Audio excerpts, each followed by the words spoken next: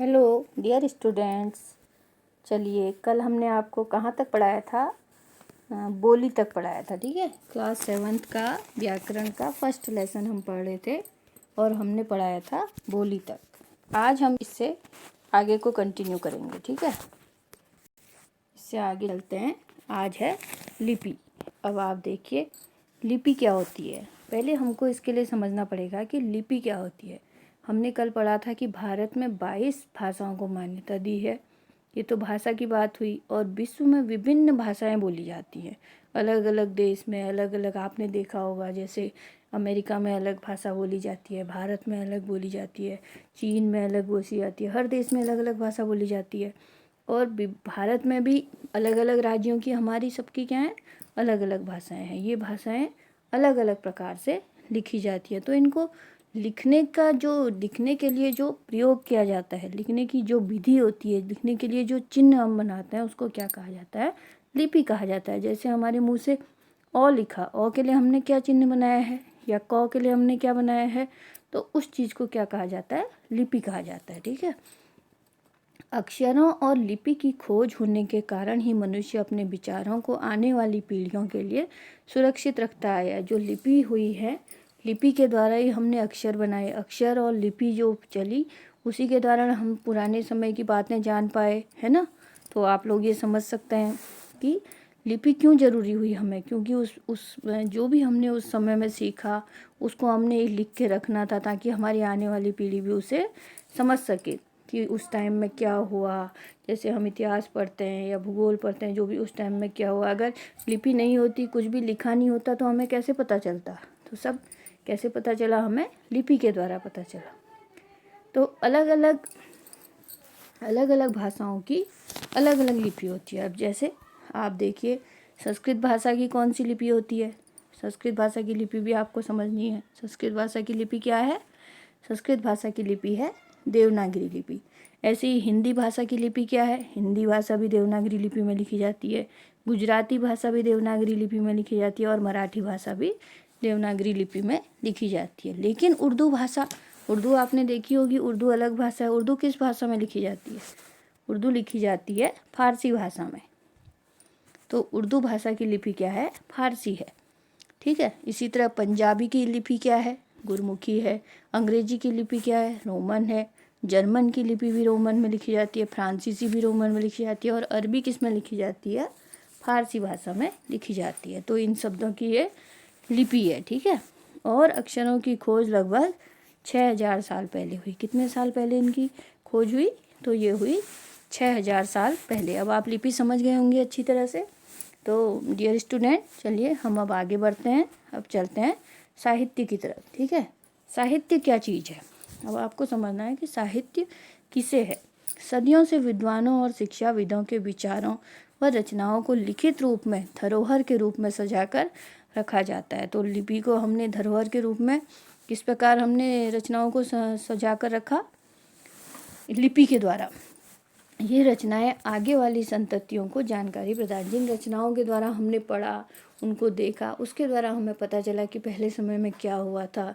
उनको कहानियों को पढ़ा, कविताओं को पढ़ा, महापुरुषों की जीवनियाँ पढ़ी, तभी तो हमें पता चला ना कि क्या हुआ पहले।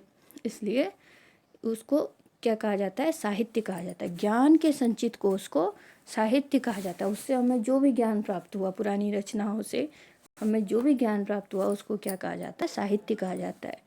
तो साहित्य कितने प्रकार का होता है? अब आपके समय मन में एक प्रश्न आएगा कि साहित्य कितने प्रकार का होता है। एक होता है गद्य साहित्य, नंबर 2 होता है पद्य साहित्य। एक साहित्य को कहा जाता है गद्य और दूसरे को कहा जाता है पद्य साहित्य, ठीक है। चलिए आगे बढ़ते हैं। गद्य साहित्य क्या होता है? अब आपको समझना है कि गद्य साहित्य किसे कहते हैं। गद्य साहित्य किसे कहते हैं? हम जब विचार साधारण बोलचाल की भाषा में लिखे जाते हैं, तब वो गद्य साहित्य की श्रेणी में आते हैं। जब हम एक साधारण रूप में कोई बात कहते हैं, तो उसे गद्य साहित्य कहा जाता है। भारत भूमि को, जैसे ये लाइन है, भारत भूमि को समय समय पर अनेक महापुरुषों ने अपने जन्म से अलंकृत किया। उनमें से अहिंसा और शांति का संदेश देने वाले महात्मा गांधी के नाम को कौन नहीं जानता। ये साधारण भाषा है, तो इसे क्या कहा जाता है? गद्य साहित्य कहा जाता है। इसी और इस साहित्य के कौन कौन से, गद्य साहित्य में क्या क्या आता है। अब गद्य साहित्य में देखो कौन कौन सी विधाएं आती हैं। गद्य साहित्य किसे कहते हैं अब आपको समझना है।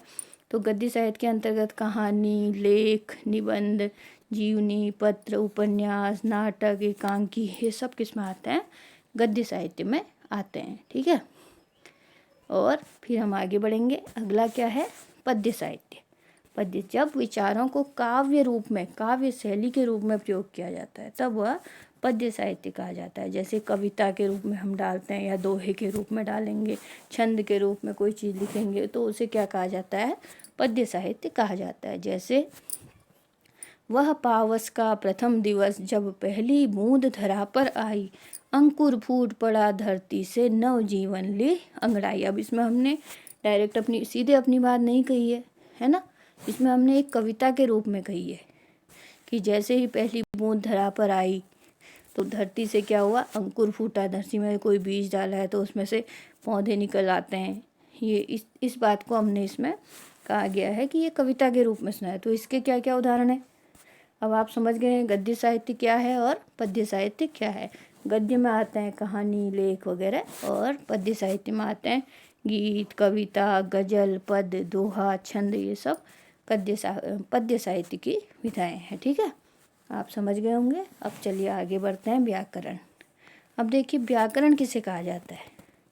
अब व्याकरण की बात बता रहे हैं। ठीक है, सामने के चित्र में बच्चा, ये जो चित्र बना है सामने, ये देखिए, ये जो चित्र बनाया गया है इसमें ये बच्चा अपने मित्र से बात करते समय मेरे को तुमको के साथ खेलना है, ऐसे शब्द का प्रयोग कर रहा है। ठीक है, मेरे को और तुमको के साथ खेलना है।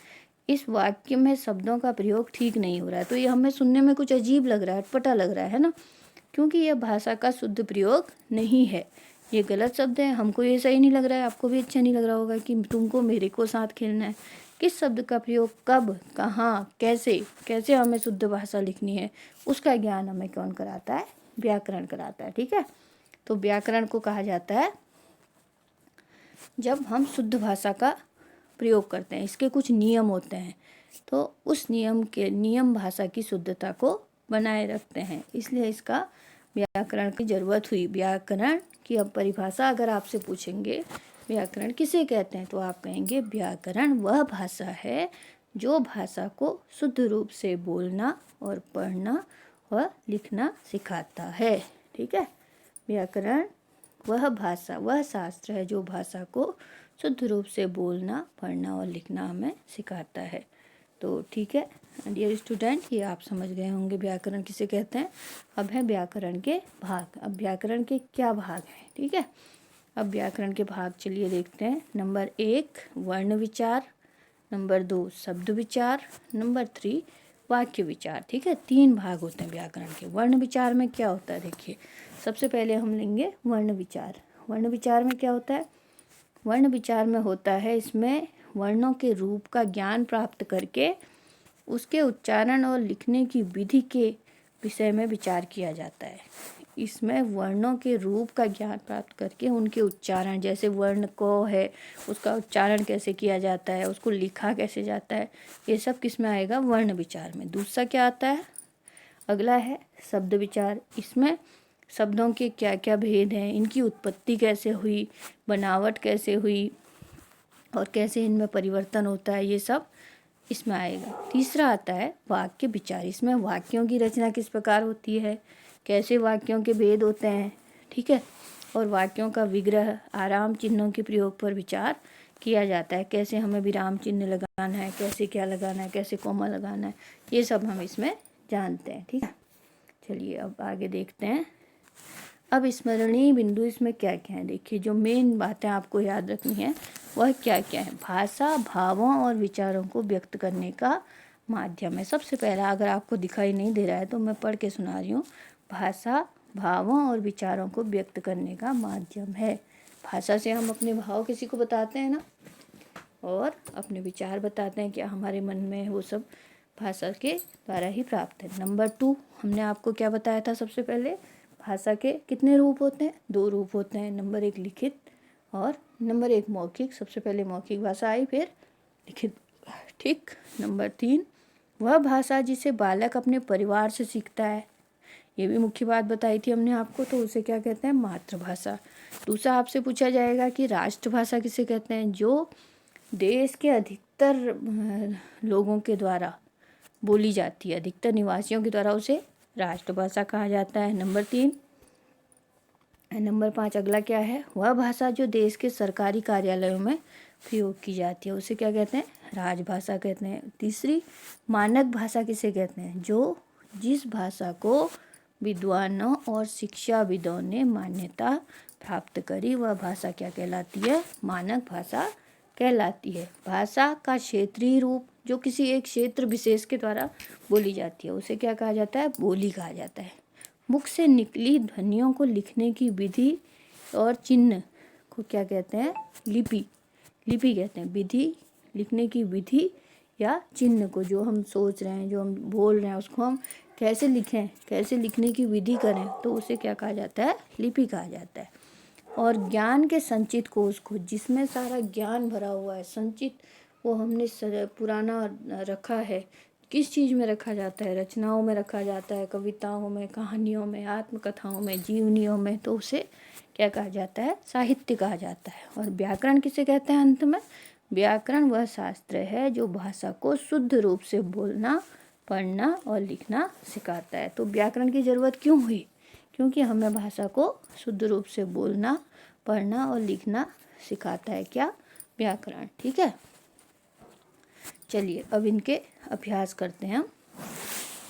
सबसे पहले मातृभाषा किसे कहते हैं और आपकी मातृभाषा क्या है? ये तो आप सबको हमने कितनी बार बता दिया है। चलिए इसका आंसर आप लिख लीजिए कि मातृभाषा किसे कहते हैं? वह भाषा जिसे बालक अपने परिवार से सीखता है, उसे क्या कहते हैं? मातृभाषा कहते हैं। और आपकी मातृभाषा क्या है? जो भी आपकी मातृभाषा है वो आप बता सकते हैं, जिसे आप अपने घर में सीखते हैं, बोलते हैं।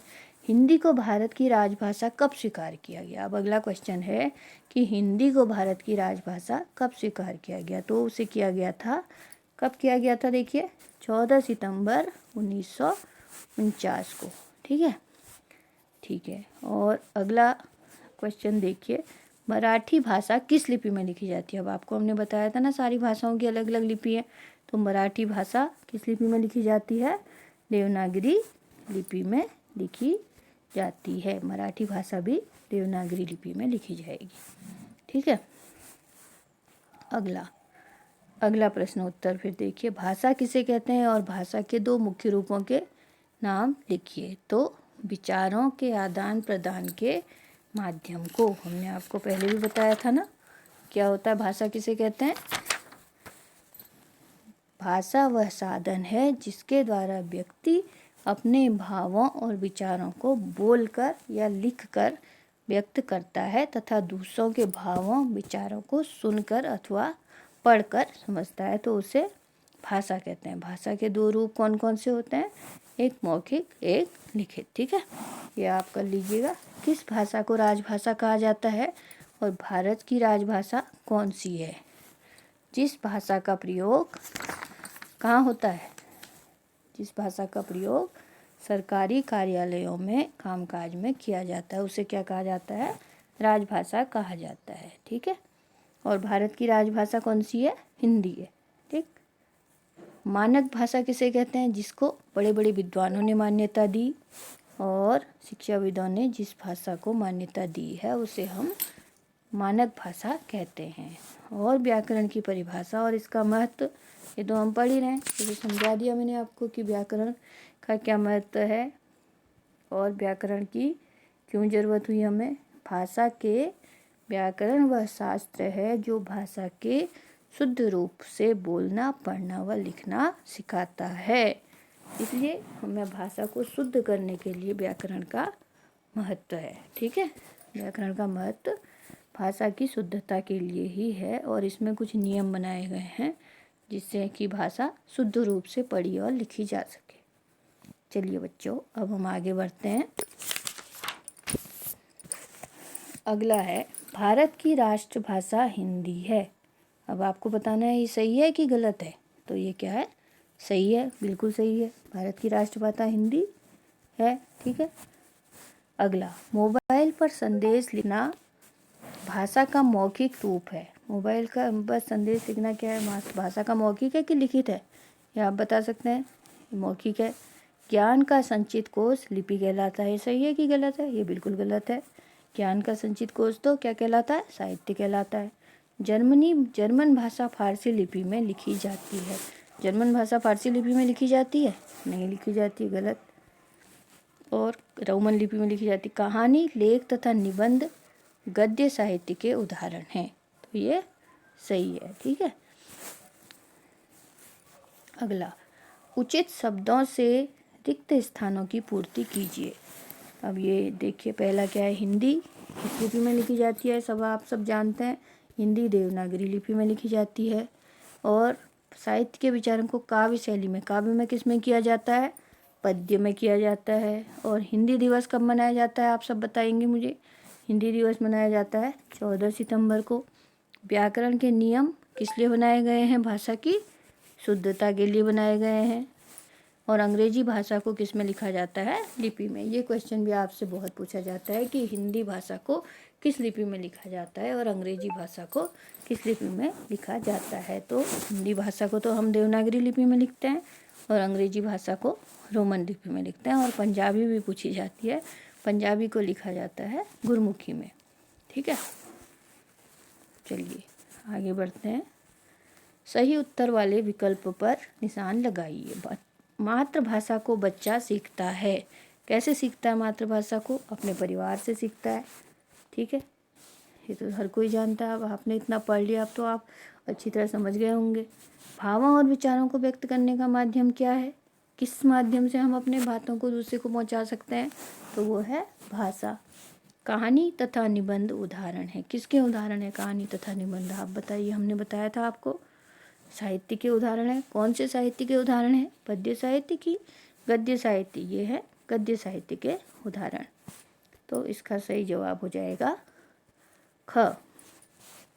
शब्द विचार के अंतर्गत अध्ययन किया जाता है। शब्द विचार के अंतर्गत किसका अध्ययन किया जाता है बताइए?